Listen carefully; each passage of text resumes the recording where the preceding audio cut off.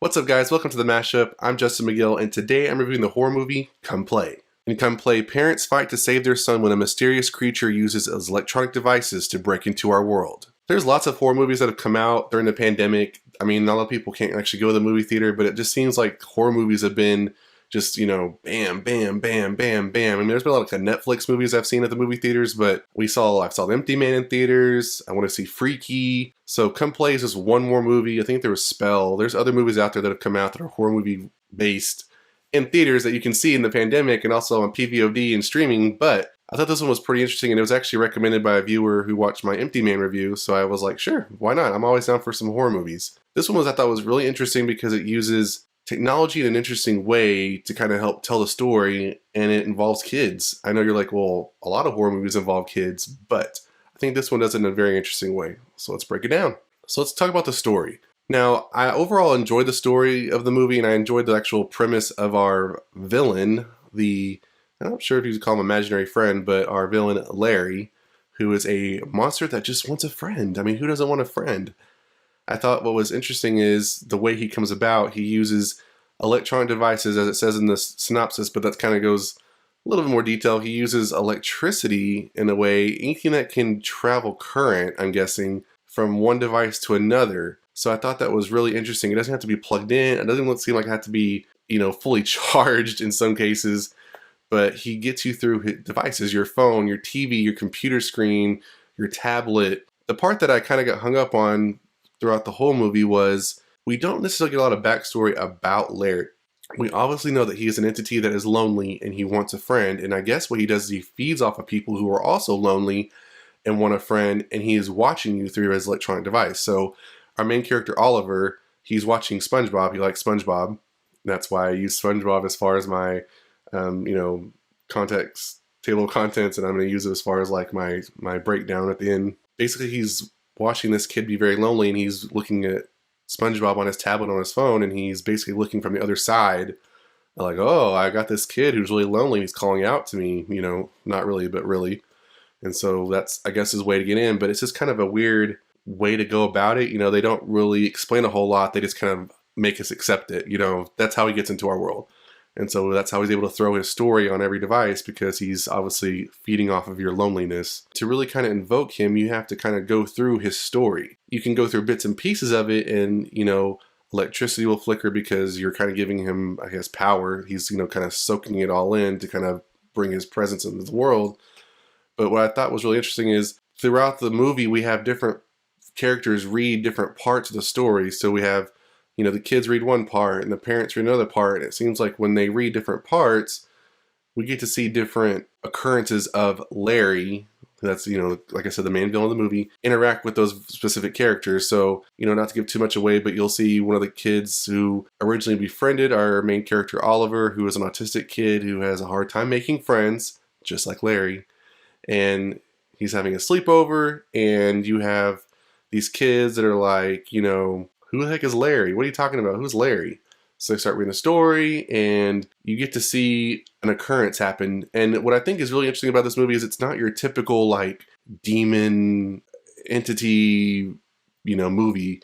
They do throw a little bit of hints of that as far as, like, him doing some things with the lights and stuff like that with the mom that kind of give you that same kind of, okay, this is that kind of movie. But then you keep going back to the story and the story being told, and that allowing him to come into the world, our world.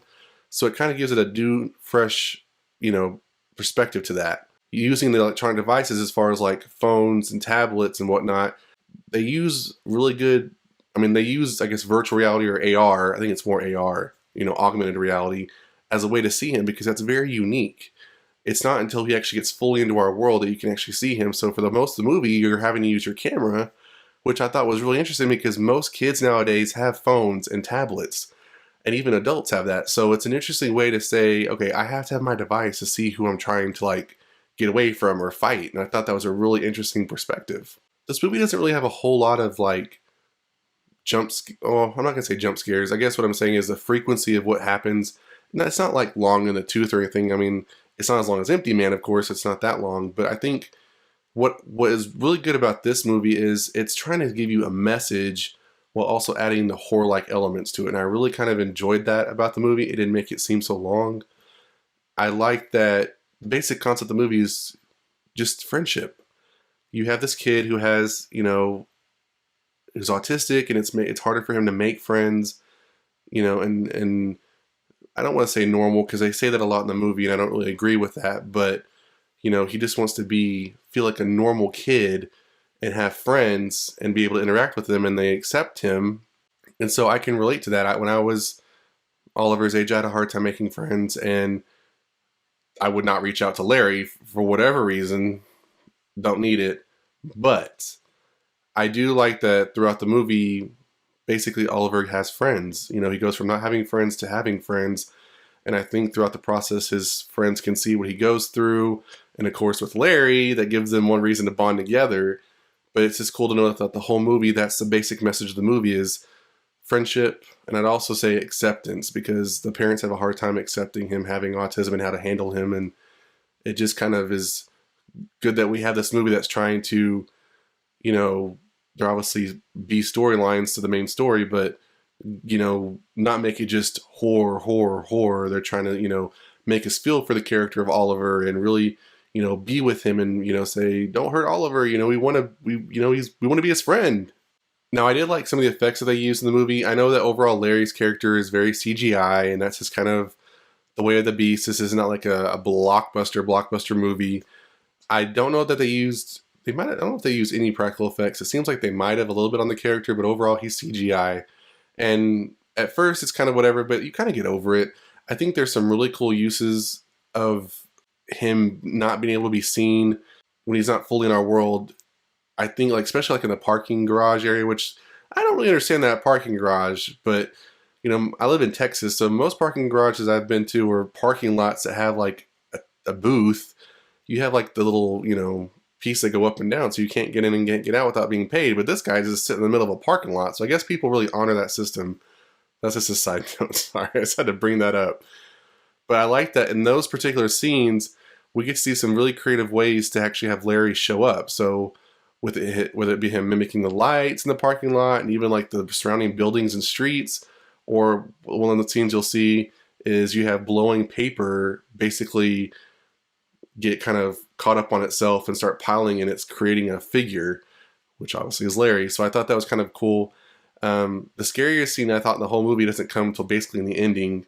I won't give too much away, but talking about the ending, I liked it and didn't like it.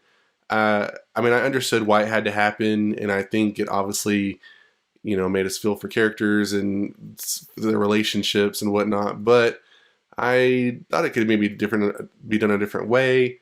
I think we could have maybe dived more into Larry's backstory.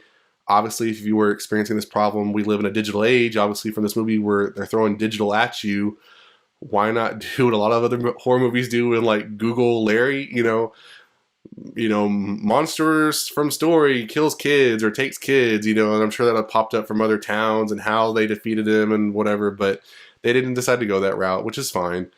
But I think the ending just kind of more pacified the villain, and I mean, as an easy way out to get rid of him. But I was kind of ho-hum on the ending. You can let me in the comments below if you've seen the movie, if you agree if the ending was the perfect way to end the story, or if you think it was just kind of like a eh. Alright, so should you see Come Play? I recommend Come Play. I think it was a really good movie. Like I said before, it has messages that I think are positive for a horror movie. I think the backdrop of Larry really being a villain just kind of adds to the messages that this movie is trying to get across and make it very worthwhile, to where you feel for our characters. You feel for Oliver, you feel for his parents. Even in some cases, you feel for his friends, even though they're kind of little jerks. I'm not going to lie, they're little jerks.